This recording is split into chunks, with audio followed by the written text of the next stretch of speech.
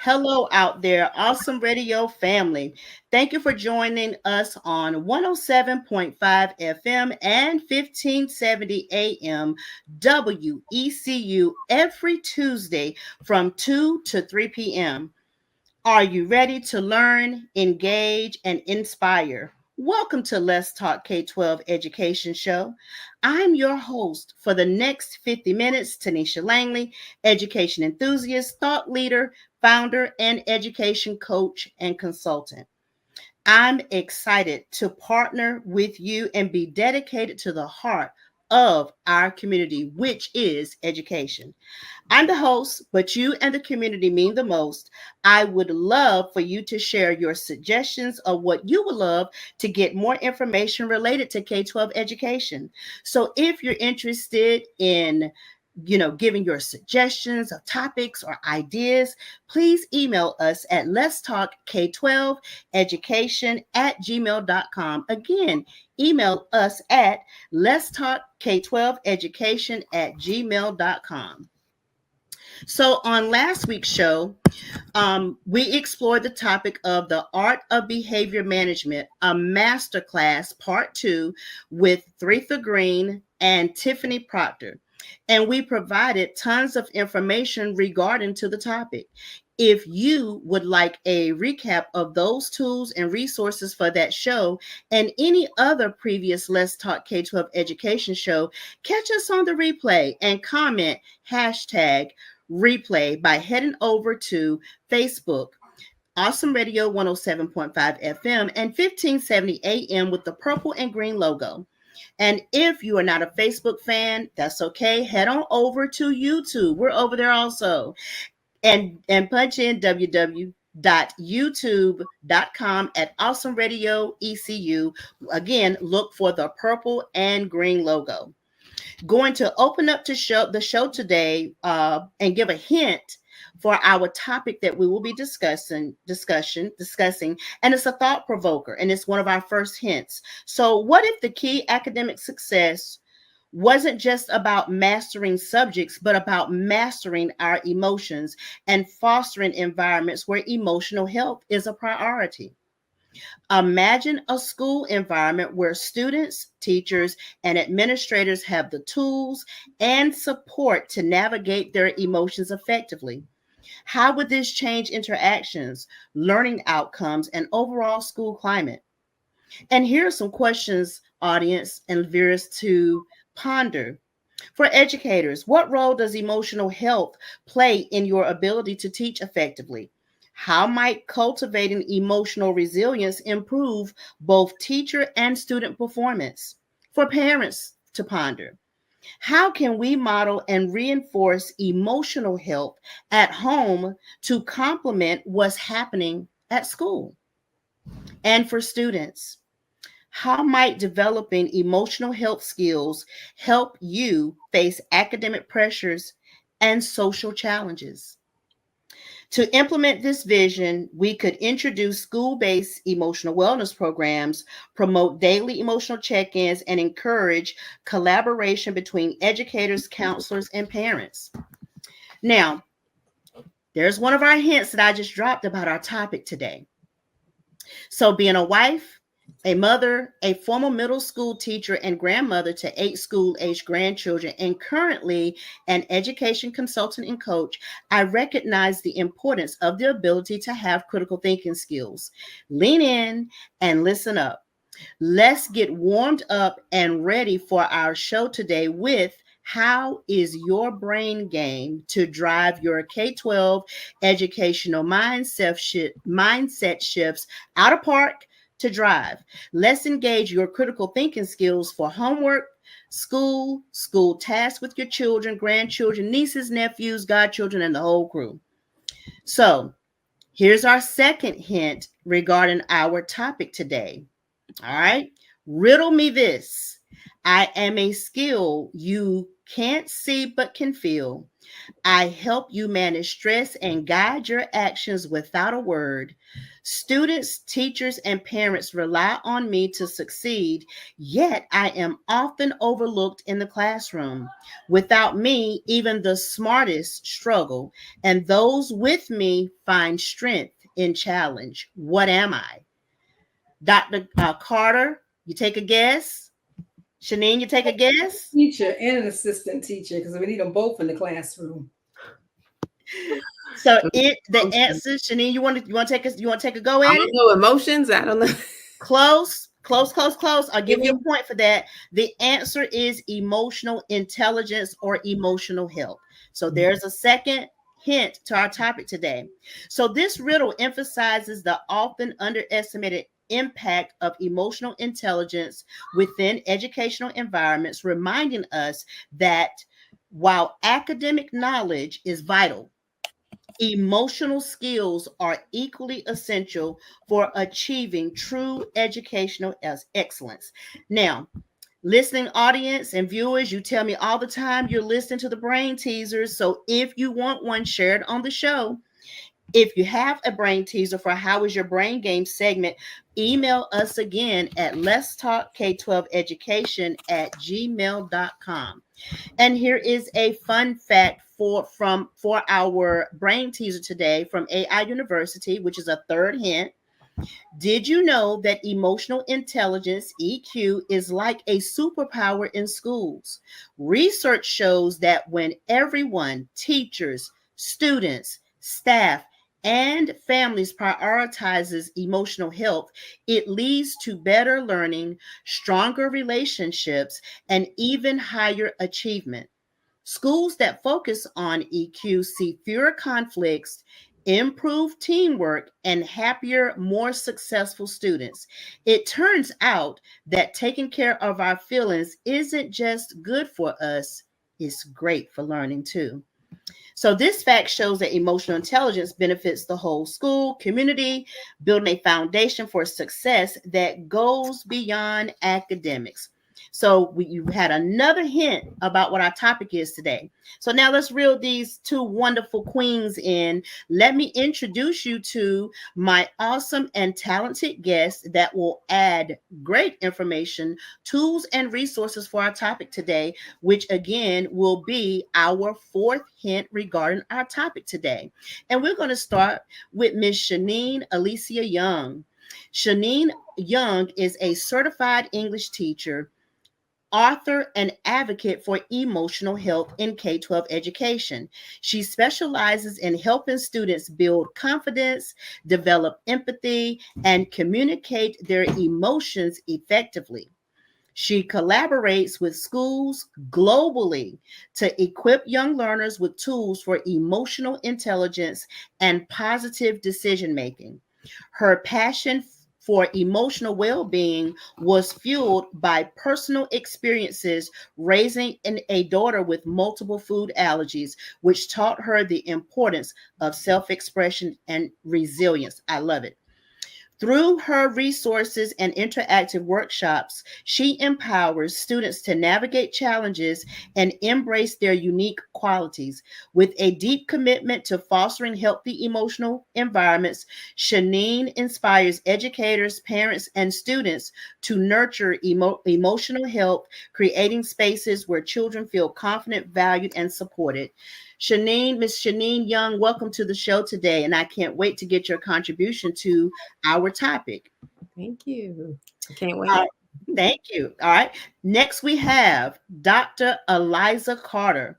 Dr. Eliza Carter is a breathologist, best-selling author, songbird, and visionary in relational intelligence with 30 years of study and research, and has revolutionized women living in crisis mode. Her groundbreaking proven methods help to equip highly sensitive women and at-risk youth groups to overstand, I love that, how to release mental clutter and tap into creative solutions. As the author of Enrich Her Moves, a mindfulness program, and co-author of the amazing bestseller I Am a Victor, Eliza's diverse experience in emotional management plans, body care products, and mentorship and her innovative research has established her as a leader in relational intelligence, RQ, negotiations, decision making, self leadership, and the amazing benefits of breath sounds. She's a licensed spiritual advisor, certification in stress management and EFT tapping, a citation award from the city of Philadelphia, Pennsylvania. Oh, my. We are in for a treat. Dr. Eliza Carter, welcome to Let's Talk K-12 Education. Thank you, Connie. All right, so here, absolutely. I'm excited. I can't wait for us to get started today. So today's topics and goals, as time is winding up, we are having a good time. We're leading the way to, so our topic today is leading the way to educational excellence with healthy emotional health. And the goals and objectives is to define emotional intelligence, discuss the impact of emotional health, explore strategies for building strong relationships, identify effective methods for managing stress, discuss the role of school culture in supporting emotional health, and we're going to explore some resources and support systems available to schools and educators. So without further ado, I want to go ahead and bring in on this side of the station break, Miss Shanine Young. I want you to go ahead and elaborate on our topic today, leading the way to educational excellence with healthy emotional health. Take it away. Awesome. So thank you so much for having me on the show today. Definitely, I think this topic is very important. So just really just leading the way, especially in education, because I think a lot of times we put a lot of emphasis on the academic part. So we put a lot of emphasis on, what grades are you getting, and even the behavior. But it's like, even with the behavior piece, all of it, think about it. Everything is related to your emotions, because if a child's not able to regulate their emotions or even just identify, like, what am I feeling right now? If they're unable to really understand that, they may act out in a certain way that's probably not really in their true character. They may not know how to deal with situations when difficulties come across, and they may not know how to express themselves. So if they know how to manage these things, they can be able to communicate better, and which in turn, they'll be able to perform better academically, because they'll have like a clear head. Like when you're like angry and you can't really think straight, or when it's like, so think of it as a child, their brain is not even fully developed yet. So from a young age, that's why I love helping, specifically, I love helping children, especially when they're younger, because I feel like you can really just start teaching them, and they can start really grasping concepts and oh, okay. So I'm not just being mean. I'm angry because I didn't like when she said that. When they're able to really understand and communicate that, I think it allows the classroom behavior, participation, all of that just flows smoothly, because you feel confident and be able to express, because sometimes it's not easy, even as adults. I don't know if y'all can agree, even as adults, it's not always easy to express how we feel. But if you train up a child, I feel like if you train up a child the way they should go from early, they're able to start practicing these good habits, and they can bring it into, adulthood, and it's going to help them overall. So emotional, regulation, emotional wellness, this whole topic is important. And I'm glad that I see there's been a shift where schools are actually noticing yes, okay, this is actually important. We need, but it took a pandemic for that to happen. It really did. It took a pandemic for that to happen. It really did. It really did. And those pandemic babies, those pandemic kids, they're trying to, it's still a little difficult sometimes. Some of them, because they were at home in front of a screen all day, sometimes not really communicating, not really getting much attention. So I feel like even that group, they're kind of learning how to navigate. Okay, I need to talk.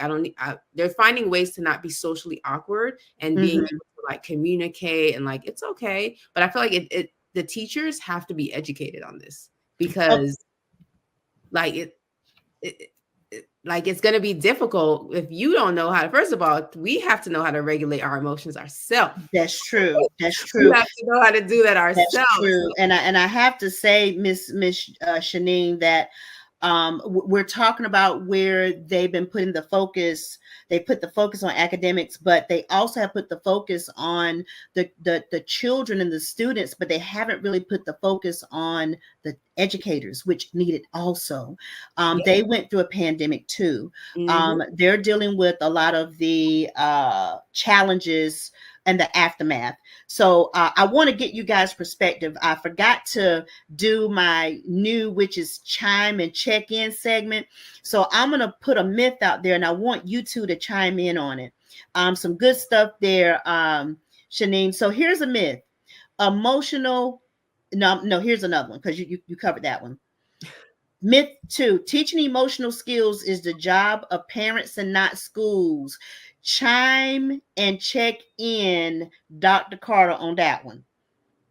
Well, that's my baby right there. Mm-hmm. Because I work with a lot of the youth outside of school time. Mm-hmm. One of the things we actually focus on is track and field and getting that energy through, and cultivating them while we have them in a physical space. Also, one of our key components right now during the wintertime is chess clubs.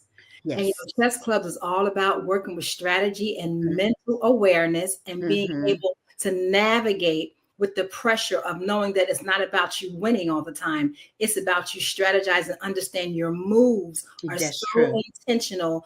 Every move counts, And so when we think about the children as a whole, we know they have to be in school, right? But when they get outside of school, who's the real responsibility? It always starts with the parents. And we're meeting a lot of kids right now who are with their grandparents. So there's a lot of responsibility in the family. The families has not, there's a couple of dynamics with that. Parents are working too much sometimes. Right. Are fully equipped because of the school situation. The kids are diagnosed with a lot of emotional dysfunction. Oh my goodness. And I believe personally from my years of study is that the children have PTSD. They've been traumatized so much and they don't understand how to regulate their emotions. They don't understand what it even means to express themselves because they're taught. If they grew up in our era, Sister Tonitia, we were told to manage our emotions. We weren't allowed to get angry. Right. We were told, just you don't listen to adult conversations. We had a lot of boundaries in place. Yes, we did. Have no boundaries. They see and people expose them to everything. They have the experience to process through it, less on the wherewithal to deal with it on any level. So we have a high work to do as parents and educators. We really do. But it starts with the family. Absolutely. Okay. And so you're saying, so what you're saying to that myth is it takes both the parents and the schools as a collaboration. Because whether we want to acknowledge it or not, or we do want to acknowledge it, is that in school, outside of school, we have the same issues, and so somebody has to stand and take a stand and say, okay, maybe I don't want this to be my responsibility, but it keeps showing up in my classroom. It keeps showing up in my after school program. So I have to create a space that allows them to expand and be able to deal with some of the issues that are going unaddressed. Wow. Shanine, what do you have to say about that? Chime and check in. Teaching emotional skills is the job of parents and not the schools. Chime and check in. Yes, I definitely disagree. It is not just the job of the parents. It is an important job. Everything starts at home though, because I'm a firm believer in if they can't behave at home, sometimes those behaviors are going to come right into the classroom, unless you really know, of course, behavior management. I know you're an expert on that. So, but I think both parties have to have a role in it because I'm big on it's a village, just raising a child. It's not just the parent. It has to be the school has to be involved. So what does that mean? The school needs to make sure the teachers are educated, make sure that they have programs that can assist, but everyone has to play their part if we want to build a healthy child whole and not just academics, but emotionally. So true. Thank you, Miss Shanine, for that. We're getting ready to go into break, but we're talking about leading the way to educational excellence with healthy emotional health for educators, students, and their families that can impact student learning. Don't go anywhere. You're listening to the Let's Talk K-12 Education Show on Awesome Radio, WECU 107.5 and 1570 AM. We'll see you back after the break.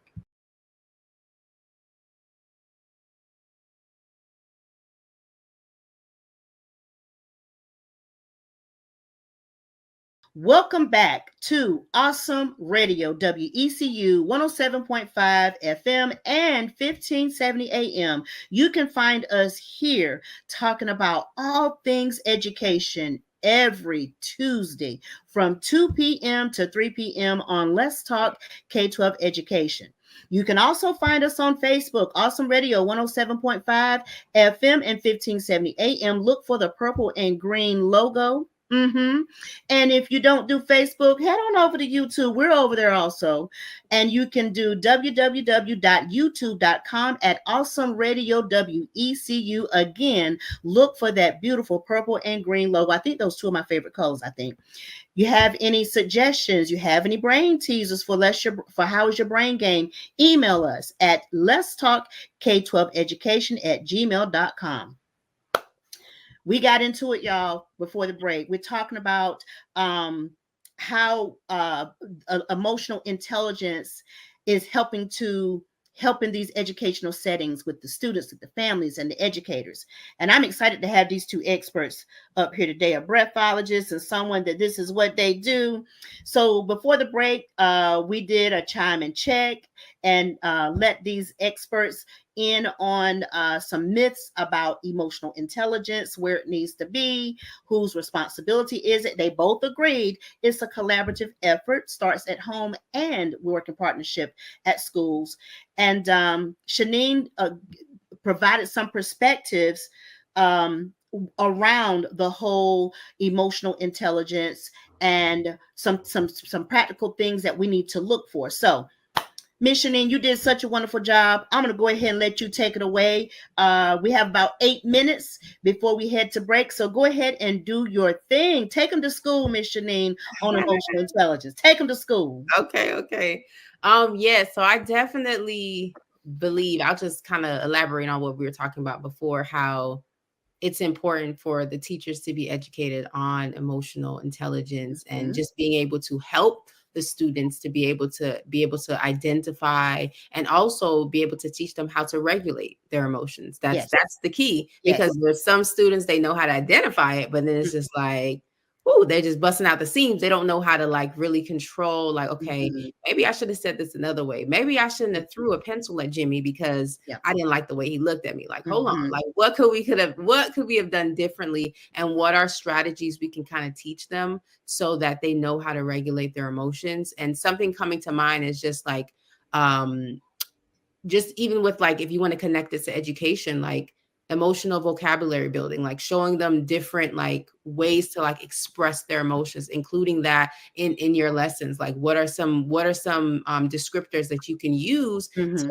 explain like, okay, how you're feeling right now. You know, I think that's key, because sometimes they don't really know how to express like, what am I feeling? Why did I do that? They're just like, well, I don't know, I was mad. Okay, but let's break it down even more. Like, why were you mad? Like kind of understanding like where everything stemmed from, creating a classroom where it's pretty much an emotionally intelligent classroom, like creating that environment where the students feel safe to be able to say, hey, I'm kind of feeling sad right now. I'm not feeling like they're going to be picked on, or they're just going to be like, forget about it, whatever, you know, making sure that they feel like they're going to be respected. I think it needs to be a norm. And I think that this is a great segue. Shanine, you dropped some boulders and some nuggets right then. So let me just go right on ahead. I said, I may as well just go ahead and bring this case study in from AI University on building a culture of emotional wellness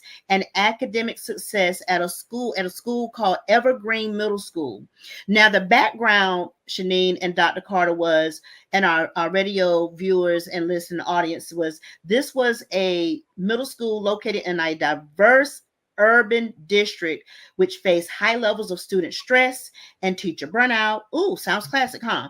Which were impacting both the school climate and academic performance. In response, the school launched an initiative called the Heart of Learning, aimed at integrating emotional health practices into the everyday fabric of the school experience. Now, some of the objectives with that was it enhanced emotional intelligence among students and staff to improve overall well-being, and it reduced stress-related incidents like conflicts, disciplinary actions, and absenteeism, which is huge in these schools that we're familiar with. And it increased academic performance by creating a supportive, emotionally aware environment. And there's more to this case study, but I don't want to get into it. But it just reiterated everything, Shanine, that you just said. Sometimes our children and us adults, we can say, I'm upset. Why are you upset? And what I'm learning, if I must be real, to insert myself into this conversation, I'm a very woman-friendly person, but I used to be very explosive. I used to be a person that reacted and didn't know how to properly respond. Through prayer and wanting to be a better person, a better consultant, coach, grandmother, wife, mother, I'm learning to identify, because the other thing, Shanine and Dr. Carter, that I recognized when I was a classroom teacher is this student or staff could have the exact same thing happen to them on a different day and there was no reaction at all. Mm-hmm. So walking through what it was that made you reactive, but why it made you react today and not last week, also helped me be very successful in forming that relationship with helping my students have emotional health and good emotional intelligence, and with the teachers that I mentored as well. So didn't want to, want to just kind of get a piece of that, Shanine. I'm like, she can't have all the fun with that subject. I had to come in there with this one. So I have some implementations with this case study, but we're going to see how our time flows. I'll bring those up, but I wanted to just make that connection to the Evergreen Middle School that was having some of those challenges that you addressed, and some of the implications and how it became a successful with the Heart of Learning. So that was beautiful. So Dr. Carter, what you got to say about the case study, or something that Shanine, some of those points and strategies that she was talking about as it pertains to some disruptors that happen in our K-12 environments?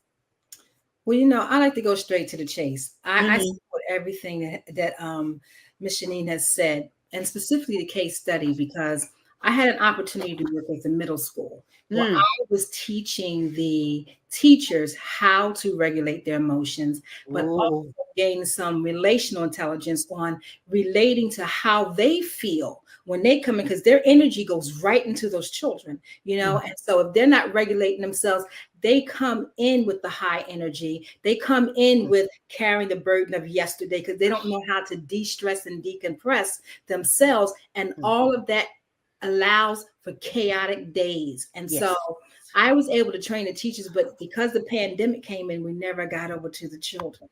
And so now we're coming back to revisit this at a different level. But now I've got other schools calling in other states now because of us being able to create a framework for this.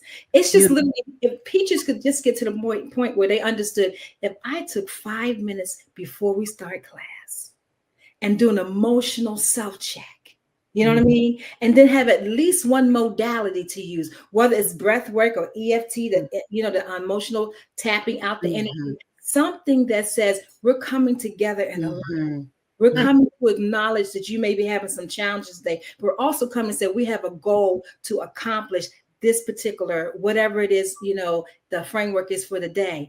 But the teachers have to be so mindful that it really starts with how they're regulating their emotions and giving the kids some space to say, you know what, I understand. I do have some level of sympathy for you, but we still have to get through this class. So Yes. we have to have some key components in place. Let's take a moment, close our eyes. Yes. And I teach sound breath more than anything else now, because I understand we've got all of this stuff caked in, all of this mental clutter, all of this frustration. And what do we say?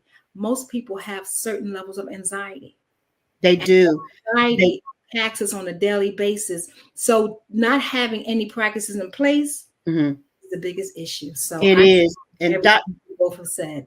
Dr. Carter, you're doing so good. Let's get ready to go to break. So we're going to come back after the break. Come on back to our conversation with leading the way to educational excellence with emotional health. We'll see you back on the other side of this break.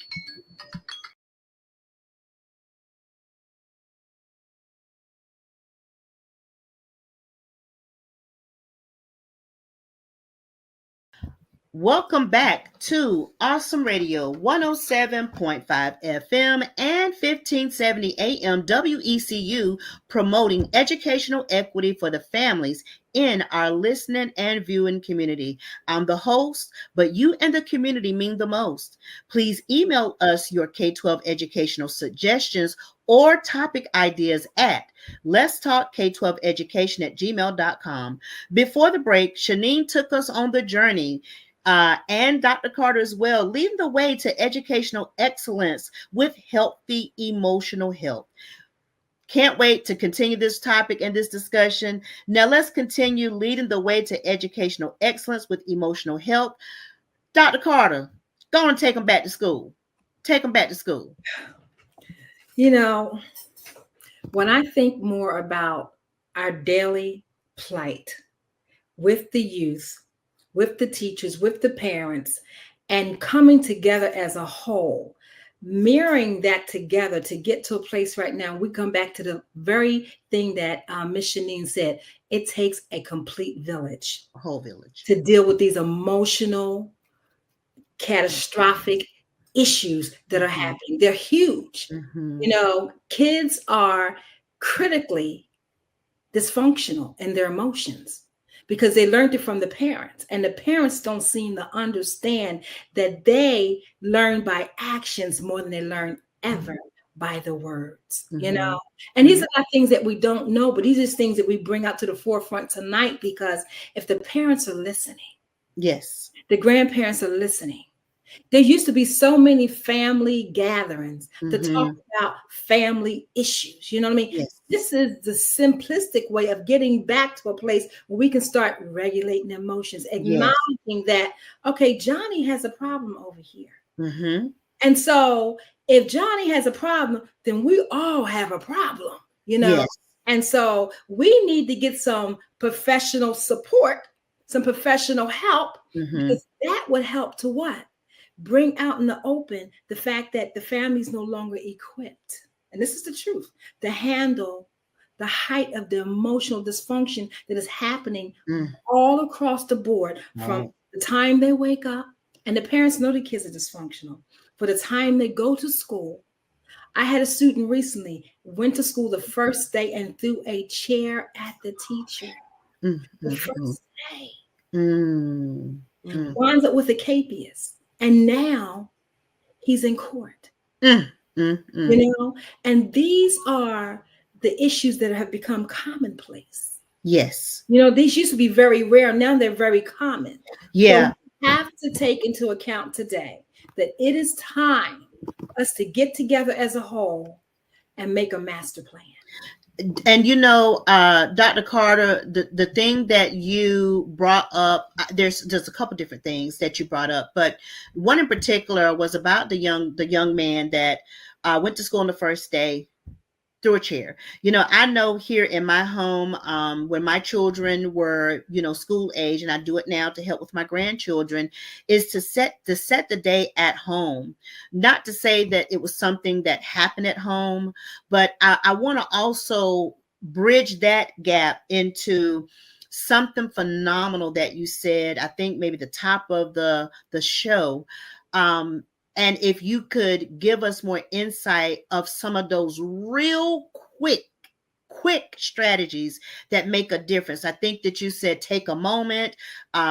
So just some of those things that you talked about, and Dr. Carter, I also will just say push on a little that it's not just things that are helpful for the educators, but it's also some quick things the families can do to prevent what happened with that young man that he is now unfortunately in the judicial system. So I want you as a breathologist and with your expertise behind what you do with the schools at K-12 settings, talk a little bit about some of those techniques or some of those strategies that families can use at home and that educators who don't have a real good grasp on classroom management or stakeholders, for instance, with K-12 settings, take them to school, Dr. Carter. You can give about one or two would be great. One, I'm just going to give it right out because it's something I teach publicly all the time, is the I breath. Mm-hmm. The I breath is helps with anger. Because when we have anger building up in the mind and in the body, and the body's in fight and flight, yes, and we're all over the place and we don't know what to do, if we just pause the moment and do what the computer does, push your refresh button, right? And how do you push your refresh button? Sit back in a chair, tilt your head back, let your shoulders drop, let your eyes drop, let your mouth drop, and just take the moment to feel you. Mm-hmm. And after you feel you, take a deep breath. And when on the exhale, you're going to go, ah. Yes. Can you think how many times do we naturally say I and not conscious of it? That's true. It's just a breath you put in place. Mm. That breath brings you back together. Yes. So, you know what? Now I've created a calm moment, and it's self-therapeutic. My tools are self-therapeutic because this is the thing. Only you can control your own emotions. That's true. You can hear everything from everybody else, but if you don't have just one practice, it could just start with just the one practice in place. I'm going to pause, take a moment, and think about how I'm feeling. And go into a place of, I want to accept how I'm feeling, whether it's good, bad, or ugly, or indifferent. Right. The judgment has to stop. Just accepting that I'm here in this place right now. Yes. But I'm also willing to go to the next level, and that's release the pressure that I'm feeling. Because a lot of times we don't realize in this temporary moment called anger, we make decisions that last a lifetime of pain and agony. You know, so having that one practice in place allows you to decompress and de-stress, and then think a little clearer for the next moment to make a better decision that could have a more positive outcome. Do you know, Dr. Carter, I remember, and I didn't talk how we know each other, but we do know each other in the spaces and places, some different platforms that we've been on. But I remember going in and teaching mindfulness with one of my contracts that I was doing. And I remember me and you, we were having a sidebar conversation, and I remember using that technique, for myself and for a student that was they had some behavioral issues, but most of theirs was tied in with not having really good emotional regulation. And that when I tell you, I need to start back doing it, I think right here recently. So Dr. Carter, thank you for sharing that real simple technique that families can do at home. It doesn't take a lot of time, that they can do it on the ride, when they get up in the morning, while they're, after they're brushing their teeth, standing at the bus stop. So I'm loving that you and Shanine are providing some extremely practical strategies and some practical insights on how we can lead the way to educational excellence with emotional health, with healthy emotional health, because we all have emotional health. I have emotional health, but I'm learning to be a more responsive person than a reactive person. So I'm learning that in my practice and in my personal life as well. So this is some great stuff. Shanine, I see you over there, the head nodding in there. Okay. Come on in. Come on in. You can look, it's raining, it's pouring. I won't say what the kids say. Your underwear, you know what they say. But come on in. What you think about that? I can tell that you've got something you want to add to the discussion as No, we talk about leading the way to educational excellence with healthy emotional health.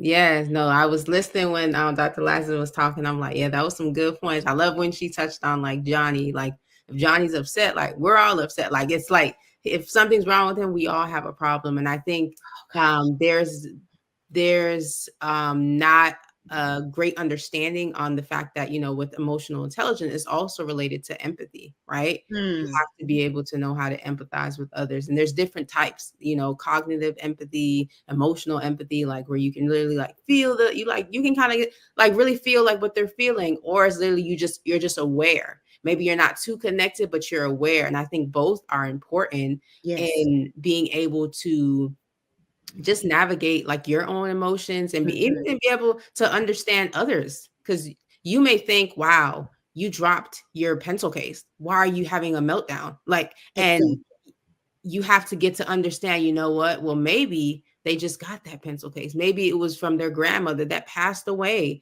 Like a few days ago. Like we have to like really start empathizing and showing students like don't like not to be so quick to judge or like rush to conclusions. Like being able to empathize with others is going to be key because it's going to help them build those relationships, especially starting them with that from a young age. I think it's crucial. Something that we do when I go in schools, when I teach as well, is journaling. Journaling is a powerful tool for. Love it.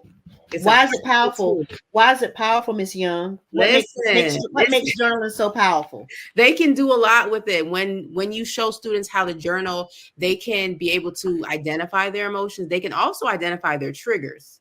So what situation, what events happen that, evoke these strong emotions that I'm feeling right now? Like what, and how do you typically respond? And like, why did you respond that way? I think allowing them to really sit down, reflect, and this is why, right? They're able to, so now they can see like, okay, when a trigger is happening, like, and they can kind of know how to navigate and become a little more resilient to certain things and just being able to communicate as well. So if I know, like, I don't like when this person does this, I'm going to make sure I communicate, with them before they even cross that boundary or whatever it is, so that they can have those good relationships, so that they can perform well in the classroom. Journaling also just allows them to explore their strengths and their weaknesses. Like I'm big on helping students like become confident in who they are. That I think that's huge. Like, because once they're confident, like they can be able to express themselves. They can really feel like I can conquer the world, right? But if they don't really know like what makes them unique, what makes them who they are, they can shy away from even speaking up, from participating in the classroom. So all of this really, it just builds. I'm big on building like that healthy child as a whole. So not just brain smarts, but emotionally, like everything. Like what can we do as educators? I'm no longer in the classroom full time. I taught like for about 8 years. I taught middle school. So I've seen a lot, and then I've been in the elementary a little bit, but I'm like that middle school, that age, right? That area right there's interesting. They are real interesting. I use that word lightly too. How are they? Oh, they're interesting, because you don't know no other way to describe it. Dr. Carter, you just don't. I love them though. I love them. They're interesting. They're very interesting. So listen, and this could be directed to you, Shanine, or Dr. Carter. So when we're talking about leading the way to educational excellence with healthy emotional health, Dr. Carter, thank you for bringing the strategy back up again.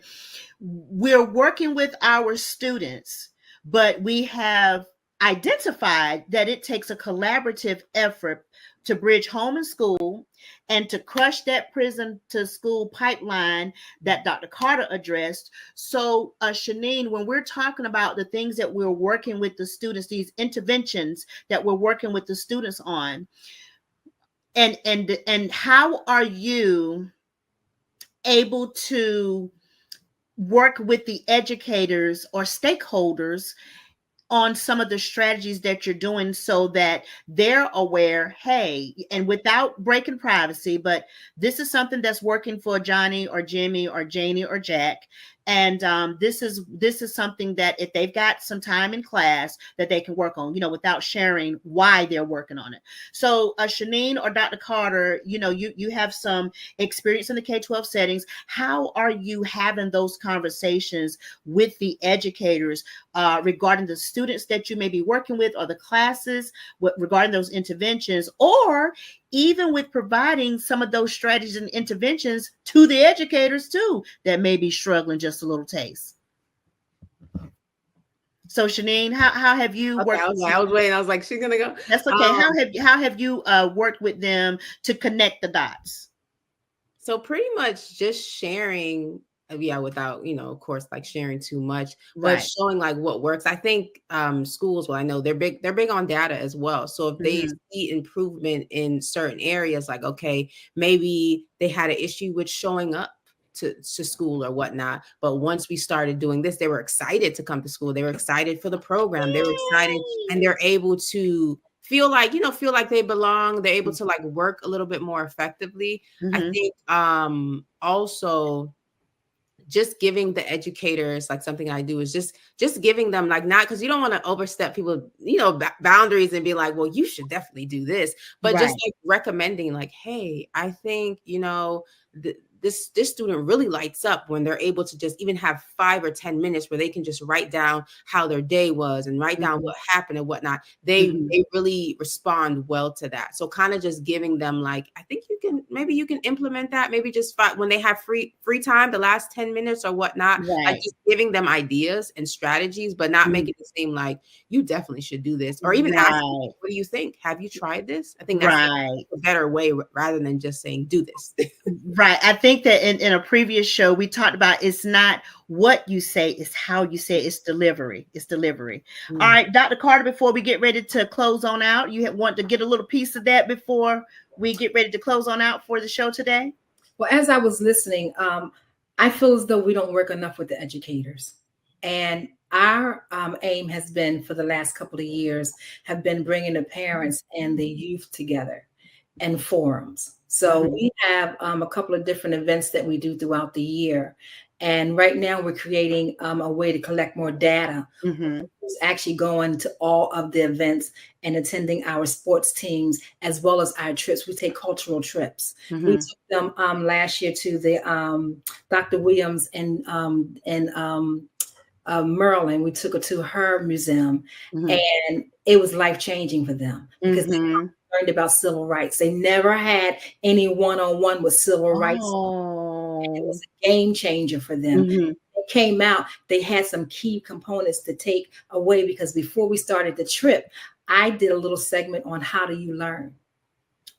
What were the 4 ways that you learn? And if you understand how you learn, when you go in, I want you to be able to listen. I want you to be able to watch. I want you to be able to interpret. I want you to be able to ask questions. So we prepared them mentally for the trip. And then we came back, we did do some surveys to see exactly what were their home takeaways. So I think as a whole, we're in a place where we do have to constantly think about how do we feed the wholeness of the youth, but we do need to tap more into the educational piece, where reaching the teachers to be able to have some sympathy or sensitivity towards them, to understand that, what, we need you guys to do very much emotional intelligence. We need you guys to do some relational intelligence. And it's not just a responsibility, it is a necessity, because it has come to a place now we're in critical mode, and we're in high critical mode. We are. The shifts. We are. Teacher burnout is real. Teacher attrition is real. And thank you, Dr. Carter. So listen, thank you all for joining us on today's episode of the Let's Talk K-12 Education Show. We hope you enjoyed the discussion and found inspiration in exploring how emotional health supports educational excellence. Remember, prioritizing emotional well-being is not just a strategy. It's the foundation for thriving students, engaged educators, and connected families.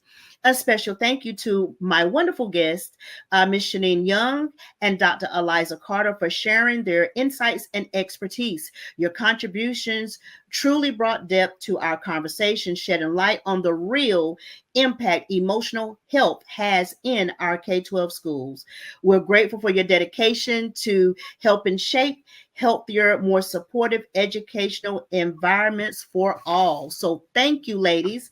And so don't forget to, for the radio listeners and viewers, to share your thoughts, questions, and view previous shows on our social media pages. This is Tonitia Langley, your educational enthusiast, thought leader, and show host for Let's Talk K-12 Education every Tuesday, 2 p.m. to 3 p.m. Until next time, stay well and continue to make educational equity everyone's community business.